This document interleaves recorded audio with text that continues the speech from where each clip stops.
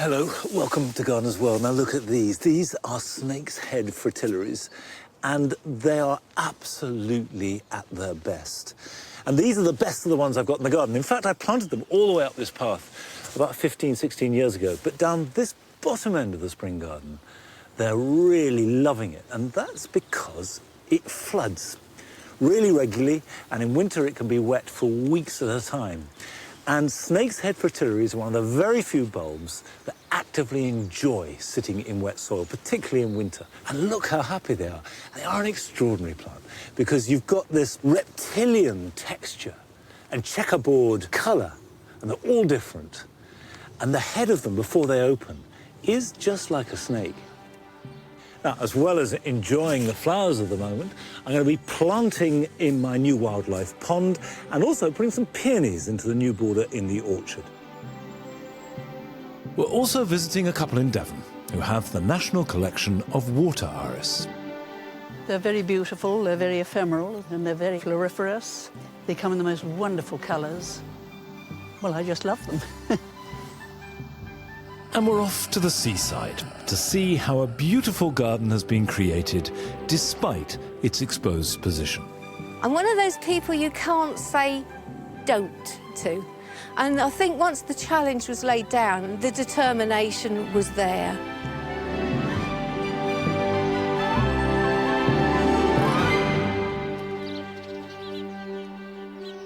Come on in, go on.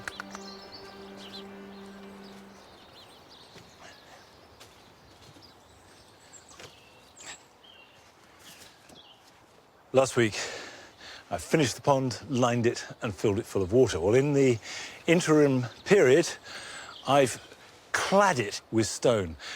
These stones are partly left over from the making of the larger pond, and partly I've scavenged everywhere in the garden. These are the last possible stones that I could find. The wall is deliberately jumbled because I want as many nooks and crannies for animals to get in as possible. Next step is to plant it.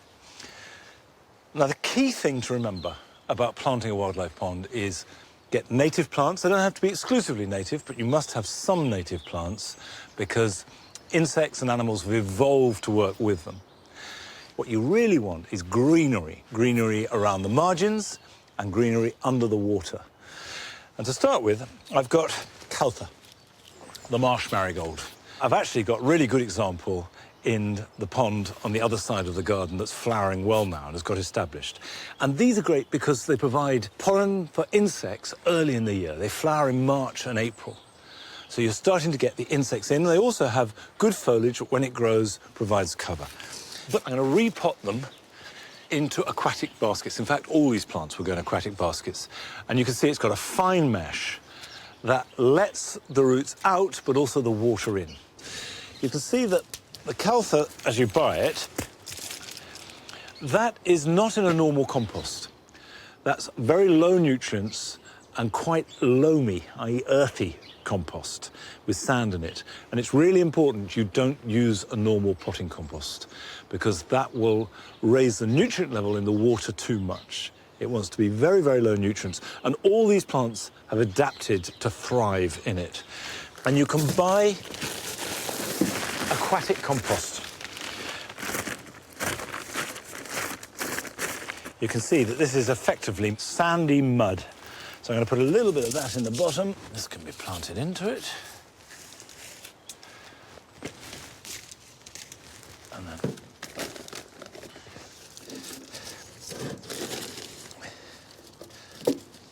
so that is now potted up.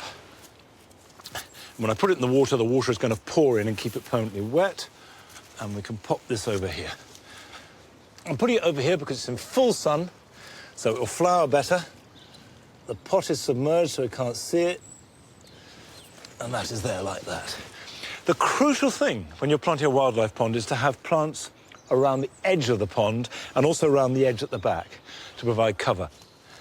Now, this is water forget-me-not, Myosotis palustris. And it does two things really well. Because it spreads, it provides cover, very low cover, just above and below the water. And also, it is absolutely ideal for tadpoles. The frogs come in, lay their spawn in amongst its shelter. Now, this wants to go in a very shallow area. Now you can see that that is submerged, but it will very quickly go up above the water level. Now, I know that most people making a pond feel that they must have oxygenators. And somehow, if they don't, the balance of the pond won't work. Wildlife ponds are self-regulating when it comes to oxygen. And all the creatures that live in them have adapted to the levels of oxygen that they have. However, there are submerged plants like this. This is hornwort that you can add, and it will provide extra oxygen. And one of the virtues of that is it will cut the rate of algal growth. And they will use up extra nutrients and keep the water slightly clearer. But and if I take that out, this has come in a net bag. So I'm going to take it out the bag. And you can see that there is a little lead clip there that will hold it together. And when you plant it, nothing could be easier. You simply chuck it in the water. Job done. Believe you me, if you set up the right conditions, the wildlife will come, and astonishingly quickly. That's one of the great joys of a wildlife pond. Get the right plants, get the right shape, and the right conditions, and sit back and watch them arrive. Now, this is an iris, yellow flag. It's native, it's common, it grows very strongly, but really good in a wildlife pond because it has a distinct function. It's ideal for dragonflies. The larvae come out of the water and they come out these very upright, quite rigid leaves, and they dry themselves out. So just a few around the edge of a pond are absolutely perfect. If you have too many, they can become a bit invasive, but don't be put off. They're really a good plant to have in a pond. All irises, I think, are beautiful, from the tiniest little reticulata to the biggest bearded iris. But aquatic irises are a distinct group. And we went down to Devon to visit Galen and John, who have the national collection of aquatic irises.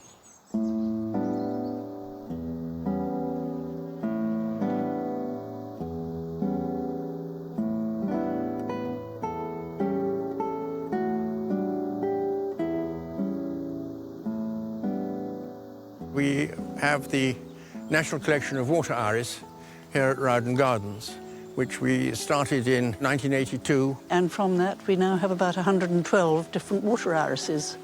Most of the books that you look at, they only have about 6 at most. So we do have quite a collection here. There are only really 4 proper water irises. A lot of others are damp-loving rather than purely water irises. But there are only 4 names that you need to remember. Versicolor from America, Levigata from Japan, Pseudochorus from all the way around the world, and Virginica from the USA as well.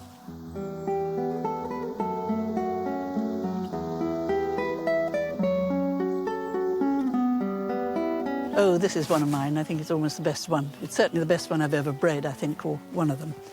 She's called cadenza, Rowden cadenza. It's a versicolor. And she is so reliable. She will flower, rain, shine, hail, storm, anything you like. She forms a beautiful clump, and she will flower for 6 to 8 weeks. So she's certainly one of my favourites. A lot of Galen's selections are really rather rare because they are only increased by division. And if a garden designer is doing Hyde Park or something and wants 1,000 or 200 or even 50, the answer's no. Well, we'll do it, but it'll take some years to build up that number.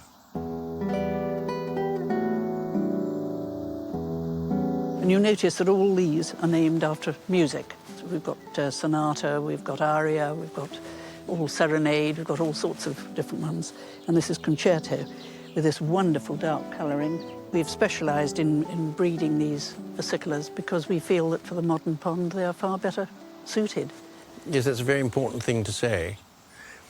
In a little tiny pond, in a small garden, most British native water plants are quite clearly the offspring of either Genghis Khan or Attila the Hun. And the fact of the matter is that an English newt is perfectly happy to sit with a small, well-behaved foreigner like Iris versicolor than fight its way through an enormous thug like the English yellow flag.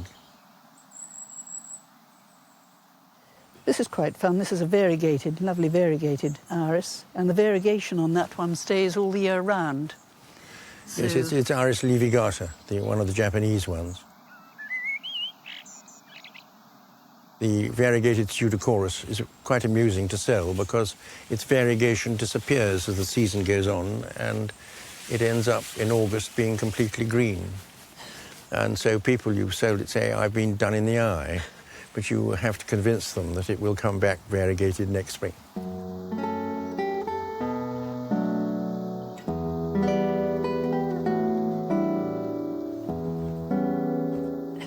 Once you've planted them, they look after themselves. We grow ours in baskets. We find they do very well in those. Use a basket with small holes. Don't use hessian because that just rots out and all the earth falls out. And don't use aquatic compost. It's not good for irises. Just use ordinary garden soil, and then you will find that they just grow beautifully for you. After that, they need no staking. You don't have to prune them. They are terribly easy. That's the lovely thing about them. They're very beautiful, they're very ephemeral, and they're very floriferous. They come in the most wonderful colours. Well, I just love them. And I think that they're so much better than a rather overrated picture of an iris made by that chap who lost his ear and costs millions of pounds. A gardener can have a much better thing by having the original for just a few quid.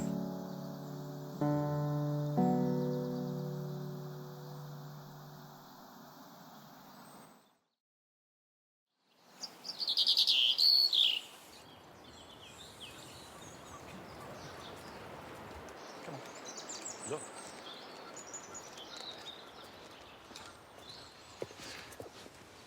It's pea sowing time. Traditionally, you sow peas with broad beans in autumn as a first sowing, and then again in February or March, and then again in April or early May. But here, I've tried all those things, certainly sowing them outside, and the ground is too wet and cold and they rot or the mice eat them. So what I do now is I sow a few in January. These were sown on the 15th of January and grown undercover, propagated in the greenhouse and then in the cold frame and then hardened off. So I'll plant these out, and I've got some seeds which I will sow in the ground. But it is a rite of vegetable growing passage. You've got to have peas. You can't grow veg without peas. And they have been considered an absolute delicacy from the 17th century. Of course, man has grown peas for thousands of years, but it wasn't until the 17th century that people were prepared to eat them fresh, because until then they were always gathered and used dried, because peas are a very, very good source of protein. There's a variety called Hurst Green Shaft, an old-fashioned traditional variety, really good flavour. Place them in a wide drill, about 9–10 inches apart, in a grid. Each pea about 3 or 4 inches from its neighbour. One of my American gardening heroes is Thomas Jefferson. He was one of the early presidents. He signed the Declaration of Independence, and a great polymath, obsessed by growing peas. Now, isn't that a wonderful thing? Wouldn't it be great if our politicians were obsessed by things like growing peas or carrots? Now, I'm going to stake those right away, and for me, quite a significant pleasure in growing peas is the excuse to use pea sticks. And pea sticks are a side product from bean sticks. Bean sticks are pieces of hazel, and this is all the offcuts that would otherwise be wasted, but makes ideal support for peas, because the peas, being twining legumes, will climb up into them. Any kind of support will do. Netting does very well. I've grown them using chicken wire, and they twine up in through the chicken wire, and you just support it with bamboo canes, but it doesn't look as good. Pigeons can be a problem with peas, particularly when they're small. Bean sticks are very good because pigeons can't get in. If you're not using bean sticks, anything that scares them away. We used to use milk bottle tops when I was a child. These are the peas I sowed in January and raised undercover. They're a different variety. They're called Carabi de Mouzane. And they've got a flat pod, and you cook it pod and all. And the pod goes buttery and has got a lovely texture. And it's a really good variation on the pea experience. Don't be tempted to water them too much. If it doesn't rain for a week, you can water if you want to, but on the whole, there's enough moisture in the soil. The time to water them is when they flower, and then you can give them a really good soak. And as a result, you should give yourself the incredible luxury of delicious fresh peas. Well, those are nearly finished, and here's some other things you can do this weekend. Now is an excellent time to sow grass seed. And whether you're repairing a patch on a path or creating a new lawn, the technique is the same. Make sure the soil is smooth and even, and then hoe it before you sow. Sow the seed thinly and evenly and rake it in. And then keep it well watered until the seedlings emerge. This is a quick job, but timely. If you've sown sweet peas a month or so ago, they will now be developing into fairly leggy seedlings, but it's too early to plant them out. So pinch them back to encourage bushy growth, and this will give you more flowers in the summer. As the new leaves on dogwood and willow appear, it's time to cut them back hard to encourage fresh growth that will have extra vivid colour next spring. You can either cut them once every 3 years or cut a third of the plant every year. Whichever way you choose, cut hard, just leaving a stub of the plant so you will have a strong flush of fresh growth.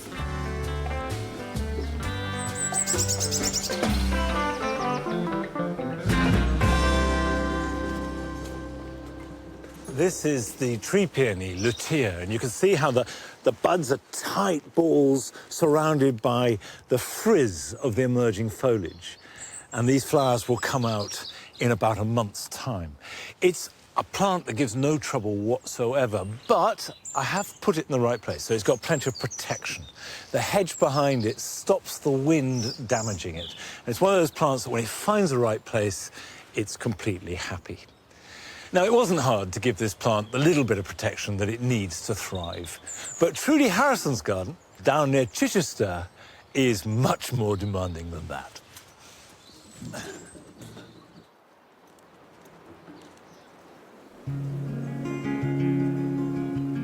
When I first moved to this house, people went to great lengths to tell me you can't grow anything round here.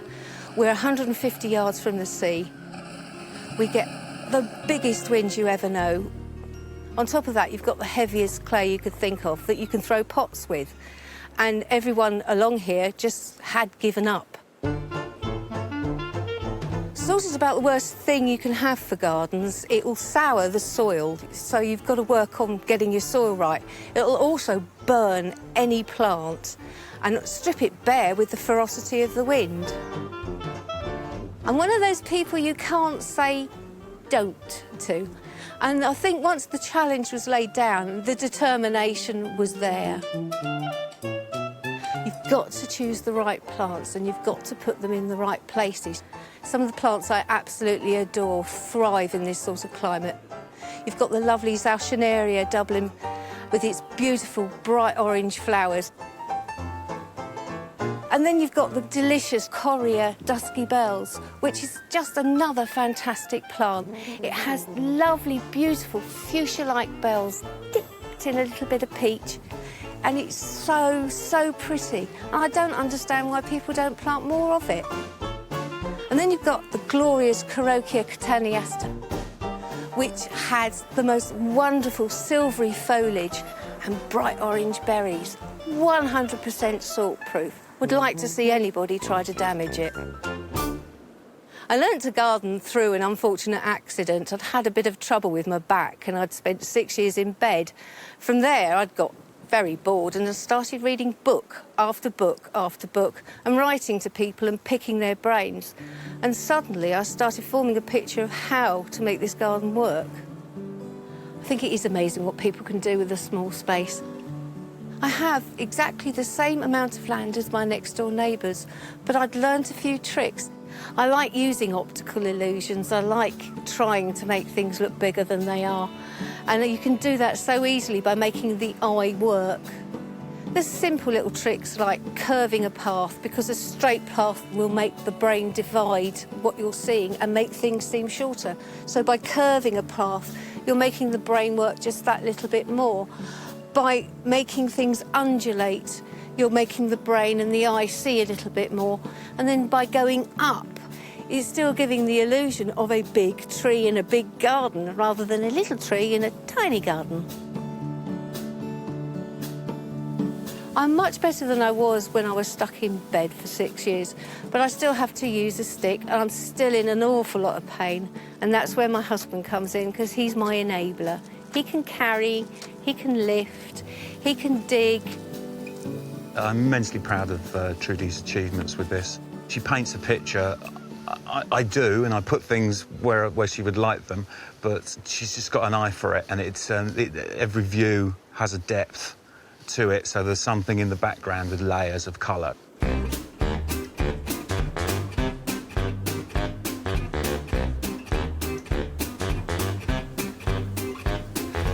What we've done in this back garden here is divide it through the centre behind me here with the break there. That slows the wind and filters it down and created rooms. It creates somewhere to go as well, so you don't just look out of the door and it's, oh look, there's a garden. It invites you in and it feels bigger because there's constantly places to enjoy it and sit. The things I've grown in my garden, like the sea buckthorn, are absolute stalwarts. They don't look pretty. I don't expect them to look pretty. They're there to slow and sift the wind. I've got things like the hawthorn, which was a little cutting that my grandmother gave me.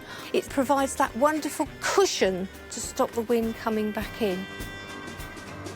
Having a garden like this means you've got to experiment with everything. You've got to keep things in pots, you've got to move them around, see where it likes, where it doesn't like. You've got to understand the plant. So I keep an awful lot of things in pots, mainly so that they can establish themselves. It's been very, very deliberate that we have interest 365 days of the year.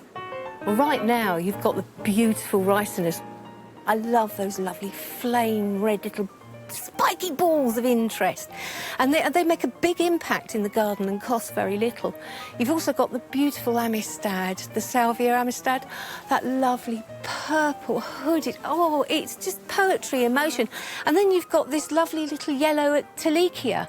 It tends to seed itself where it wants, and I tend to let it grow where it wants. I think with the seaside garden, you have got to be incredibly determined. You have got to understand how to shelter your plants. You have got to be prepared for losses. Never give up, just keep going for it.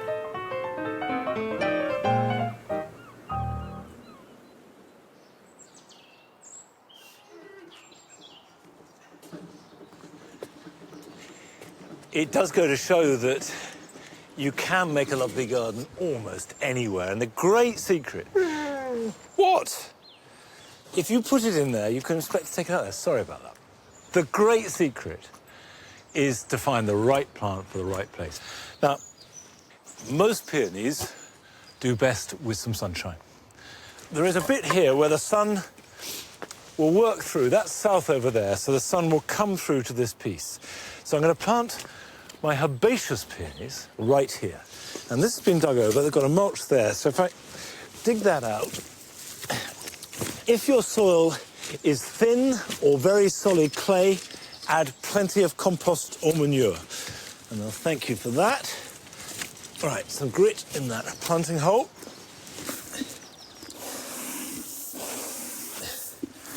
This just gives it a little bit of drainage, so if it's very wet, it won't sit with its roots in a puddle.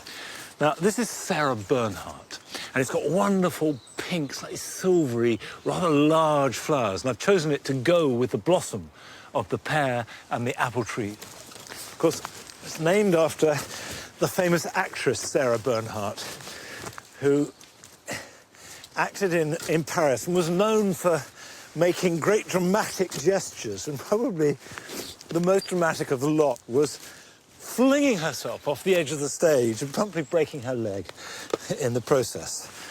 Said to be one of the most beautiful women in her day. And certainly the flower is one of the most beautiful flowers you can grow in your garden. Now, what is essential is not to plant it too deep. A lot of peonies don't flower because they're planted too deep. The crown needs to be just a couple of inches below the surface of the soil. That's about right. That's perfect. Probably the best time to plant peonies is in the autumn. But you can, of course, plant them in spring, but if you're going to, it is important to keep them watered. Don't let them dry out, and they will grow and flower long after you and I have disappeared. This is a plant that could and probably will stay here for another 100 years. This is a tree peony, and it can take more shade than the herbaceous peony. And I'm going to plant it back into the border. A little bit of shade from this apple tree. If I put that there, I want this to grow up 5-6 foot tall. We've got space for this to grow. Now, unlike herbaceous peonies, tree peonies can and should be planted deeper.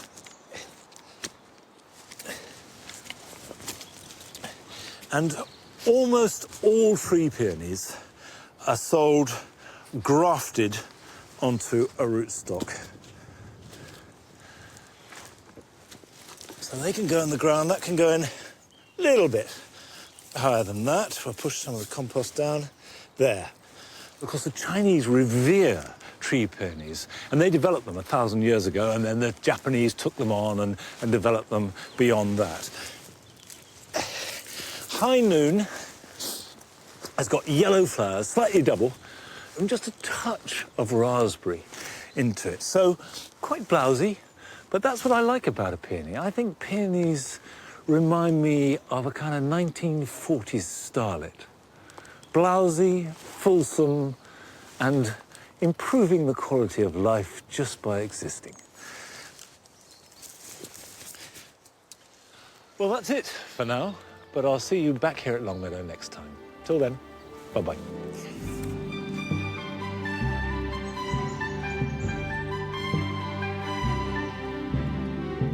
Come on, mate.